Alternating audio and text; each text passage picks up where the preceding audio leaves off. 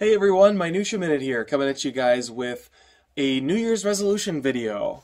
I've really been enjoying your guys' New Year's resolution videos. As usual, mine is coming along late.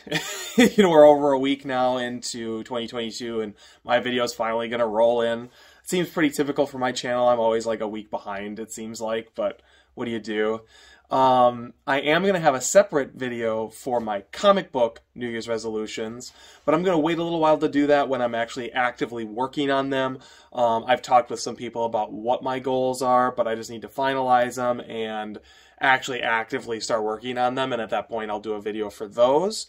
As far as this video, it's all about movies. No big surprise, we're in the movie dungeon, so of course we're going to be talking movies, and what my New Year's resolution for movies is. My goal is to successfully complete the 365 movie challenge, which is pretty much exactly what it sounds like. You watch 365 movies in 365 days. The one rule is you have to watch movies that you've never seen before. I actually did this challenge once before in, I think 2016, maybe 2017. I'd like to think it was 2017 just because then it's like, could become a every 5 years kind of anniversary thing that I do. But I successfully completed it then. I actually got through like 367 movies, I think, plus I rewatched a bunch of movies that I've been wanting to rewatch that didn't count towards the 365. And I finished like 3 weeks early. So this is definitely a challenge that I know I can do. The trick is 2017 or 2016 is nothing like 2022 for me. My job has changed. My family situation has changed and will be changing again here in the summer because my wife and I are now expecting. So I'm just going to be a lot busier. Plus I'm doing more YouTube. I wasn't really doing any YouTube in 2017. So since I'm doing more videos, that means more editing. So I'm going to have to be pretty strategic about how I go about this. I'm going to be watching a lot of probably shorter movies, which is great for me. I really enjoy kind of 80, 90-minute short B movies. They're just a great unwind after work. And I'm going to really try to hit the first half of the year hard so that I have a little wiggle room when I get into the second half of the year. And I have a baby in the house and my whole world will be upended. I am going to make one adjustment for the rules of the challenge, which is that I'm going to allow myself one rewatch every week. So I'm going to watch 6 new movies and then revisit one movie every week. It just has to be a movie that I've bought on home video but haven't had the chance to rewatch it since I got it on home video. So whether that's a re-release that I've rebought or a new purchase, I just want the opportunity to go back and pick up some of those movies, but I'm only going to allow one of them because the whole point of doing a challenge like this is to get a lot of new movies under your belt over the course of a year. In 2020, I actually went home video crazy. Like, I bought so many movies in 2020 and 2021. A lot of box sets were coming out that I was interested in watching or had seen before and wanted to revisit, or had seen like the first film but hadn't seen any of the other films, like that kind of thing. And so I bought way more movies than I could watch. And it was about midway through 2021 when I started thinking, I really need to do a 365 days of movies just so that I can get through my backlog of movies I need to watch. Because there's a lot of movies here that I actually haven't seen before. I'm someone who kind of goes down the rabbit hole where it's like I'll watch one movie and then I'll go out and buy every movie from that director or actor, or if it's a series, I'll buy all the other movies in the series, and then I'll watch a couple of them, start doing a marathon, and then I'll shuttle off in another direction. And so I find myself with all these movies, all these grandiose plans, and I never really totally execute it. So that really is my goal for 2022. And I hope you guys come along with me for the ride, because every Sunday I'm going to be posting how I'm doing on this marathon. Even though there wasn't a Friday movie rewind this week, there will typically be Friday movie rewinds. That isn't really changing. I've got all kinds of different things I'm working on. I just wasn't quite able to get one together this week, but most weeks that will continue. These Sunday videos should be all unique content, and then on Fridays you'll get the unboxings or collection overviews or whatever it is that I have in store for you guys. Now, as you may have guessed, it is Sunday, and today will be the first update on my marathon. I did get through a whole bunch of movies this week, which was exciting, and I'm excited to share that with you now. Okay, so the first movie, unfortunately I can't show you guys because it was a movie I saw in theaters, but that was Nightmare Alley the new Guillermo del Toro film. It was a movie that I really enjoyed. I thought Bradley Cooper in it was excellent. He's an actor that I'm not usually sold on. Not that I don't like him. I recognize that he's a good actor, but I felt like he really transformed in this movie.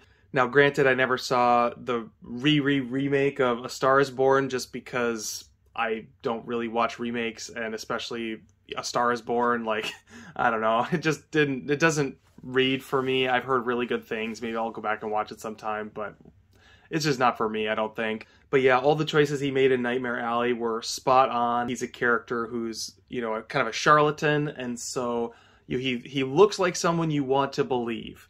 And that's like a really important aspect of his character, and it was cool to see Bradley Cooper play both aspects of it. As far as the Guillermo del Toro element, I mean, it was fantastic. You know, it's clearly a movie that's right up his alley. My wife and I were joking after getting out of the movie that it was like going to see his personal collection again. He had his personal collection on tour, and we went to see it in Minneapolis when it was here. And it's just like, you know, tons and tons of macabre movie memorabilia, and also just kind of macabre stuff in general. So it was just kind of cool to see all that stuff brought to the screen in the form of the new Nightmare Alley. Alright, the next movie I watched was Venom, Let There Be Carnage. I was not a big fan of the original Venom. It's one of those movies that actually got a lot of kind of good word of mouth. Like, people weren't expecting much from it, and I think it sort of over-delivered on what people anticipated. However, that didn't really make it a good movie. It was just better than bad, in a way. For me, I just kept thinking of the movie Upgrade. If you've ever seen the movie Upgrade, Venom kind of steals everything from that movie, because you've got this guy who's like disillusioned with the tech status quo. It questions everything, and then he ends up with someone inside of his head that turns him into a superhero, which ends up being sort of both a blessing and a curse. The only difference is in Upgrade, it's a computer chip that's planted in his brain that gives him superpowers, more so than, you know, an alien symbiote. But nevertheless, I was kind of curious to check out the sequel, and so I picked it up when it came out, and it just sat on the shelf, and then one day Kate and I decided, let's just pop it in and see what happens. And the answer is, even as a comic book fan, this movie's terrible. I thought it was very one-dimensional. This movie had a couple kind of fun, redeeming moments and scenes, but largely it feels like a Sony cash grab. Like, it has very much Amazing Spider-Man 2 vibes, where it's just super corny, very 90s superhero film, without any of the heart to it, really. The one good thing in this is probably Tom Hardy's performance. I think he does a great job as Eddie Brock / Venom. That was what made the first movie for me, and so that element kind of carries forward here. But beyond that, it's just a lot of goo flying around on the screen, and I just don't care. By the way, if anyone's interested, I don't think this code's been redeemed. So if you want to check that out, it's all yours. Alright, the next movie I watched was my one rewatch of the week, and that was Prospect, because obviously I just unboxed this as part of last week's Vinegar Syndrome unboxing. I was just really excited to tear into this movie. I haven't seen it since it first came out on Blu-ray, and so it was really fun revisiting it here. I felt like the transfer on this was better than that manufacturer on demand Blu-ray, but I already talked about this movie, so I won't talk a ton more about it here. If you want to know more, be sure to check out my Prospect unboxing video, which was Movie Rewind 16, I think? Alright, speaking of Vinegar Syndrome, the next movie I watched was Six String Samurai. This is a blind buy for me. I picked up right when it came out, and I really bought it because, I mean, okay, so I don't buy things based on whether or not they're a special edition usually, but let me just say, this is basically one of Vinegar Syndrome's like big box special editions. It's got like the magnetic case, you got beautiful interior art in here, you got the movie in a slipcase with virgin art, pop it open, you've got the movie itself, open it up, Blu-ray and Ultra HD, reversible artwork on the inside, and then a booklet. So the reason I got this was because I was so impressed with the Beastmaster release that was done the same way as Six String Samurai. This was the second movie they put out in that style. I think they were just releasing all of their 4Ks like this, if I remember correctly. But either way, like, I really enjoy Beastmaster, and I thought that that was a really, really cool release from them. And so when I saw this one was coming out, I was like, you know what? I'm going to blind buy this and give it a try. I've always been curious to see it. This is the movie I'm probably the most torn on. I enjoyed it overall. It's one of those movies, it's kind of like Peter Jackson's Dead Alive, where it just is unrelenting in its, like, style and, I don't want to say plot, but action. It's just a movie that's just non-stop, scenario after scenario. The tone is, like, super intense, and you're either on board for it or you're not. For me, Dead Alive, I was very on board for.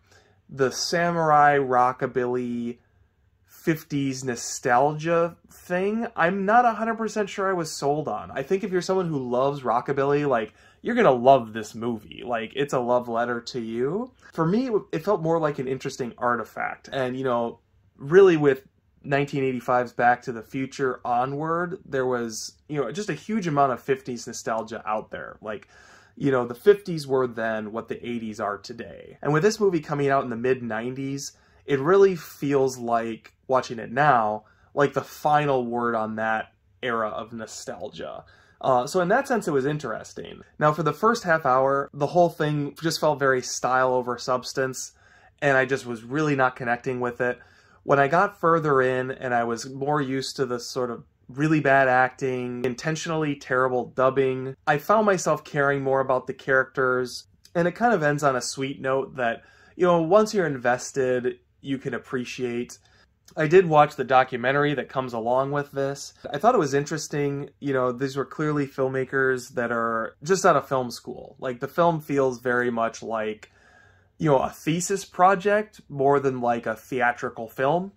And in some ways, that's part of the movie's charm, and in other ways, it's quite irritating. So, I don't know. What do you guys think in the comments? Let me know down below. Tell me what I should think about this movie, because I just don't know how I feel. Okay, so the next movie I watched is one that I hate to admit that this is new to me. I'm a big Christopher Nolan fan. I've loved all of his movies ever since I saw Memento. And when Batman Begins came out, I want to say, or The Dark Knight, following kind of re-emerged as, you know, Christopher Nolan's first film, go check it out. And I was like, oh, I gotta see it. But when I saw it on Criterion, I pretty much immediately snagged it up, and it just sat on the shelf, and I never watched it. So finally I've seen it, and it was a good movie. Like, it's kind of typical Christopher Nolan. I think it's certainly not the best Christopher Nolan movie, but it's by no means the worst one. In a lot of ways, I'm just kind of regretful I didn't watch this movie earlier, because I think if I had watched this, you know, back in 2010, I probably would have been absolutely floored by it. I would have really, really liked it and been singing its praises. Because now it's 2022, Christopher Nolan has a lot more movies under his belt, and the fact of the matter is he's become a little bit predictable. You know, you can't fault the guy for, you know, his attention to quality and presentation. It's just that I really appreciate the director that can flex his muscles a little bit. And Christopher Nolan is doing his Christopher Nolan thing. So, you know, I love Christopher Nolan. He's just not as high on my list as he used to be. But overall, I would recommend following. It's a solid movie. Did the narrative really need to bounce around as much as it did? I'm not so sure. I think you could tell a pretty solid story without doing that. But I was completely fine with the presentation and no real complaints. Alright, next movie I watched was a documentary called Family of Fear. And the way I found this movie is this was actually directed by someone on YouTube. So I mentioned in my last video, Off the Shelf Movie Night, Stephen Lackey. I have another one of his movies upstairs that will get spun up here at some point. But I wanted to start with Family of Fear because it's the most recent, and my impression is that it's the one he seems to be sort of the most proud of. Now, just because he's someone I'm familiar with on YouTube, I'm not going to pull any punches here, so I have some positives and some negatives. I did enjoy it quite a bit. I thought that the subject matter was very well chosen. The subject is the Arx Mortis ghost attraction or haunted attraction. Basically, it's like a spook show. And basically, you follow around this cast of spook artists that have all been kind of drawn into this community. They truly are a family. Obviously, family's in the title. And the filmmakers really do a good job of conveying that to the viewer. A large portion of the movie is finding out the stories of these people who have come to Arx Mortis as employees, or I should say volunteers. This is a volunteer-based attraction. A lot of them have a lot of personal difficulties at home or at work or whatever. A lot of crisis of identity going on. And this place, they're all attracted to because it's an accepting environment. They get out a lot of aggression when they're doing the spook shows, which seems to be a major part of what attracts them to it. And the whole experience is very cathartic and creates this strong family bond. My big criticism of the movie would just be around narrative. The film is sort of set up as last year didn't go well, this year will now fix it. And there isn't a lot that goes into explaining how that really happens. I would have liked to have seen a little bit more from the management in this movie towards the last third, where you get into Horror Week, which is like the busiest week of the year for the spook show. You spend more time with the management and you get a lot better sense of their personality and kind of how they're able to draw this ragtag group together. And so that was really cool to see. That was actually my favorite section of the movie, but it didn't totally explain to me how this year's experience was different from last year's. Like what exactly they did to sort of repair the culture of the spook show as a whole. But ultimately, that's kind of a minor quibble because it really was an entertaining movie to watch. It was fun getting to know all the people at this place. And like I said, the last third is where the documentary really shines because you get to see a lot of the show enacted. You get to see a lot of payoff. You get to spend some more time with the management who are all characters.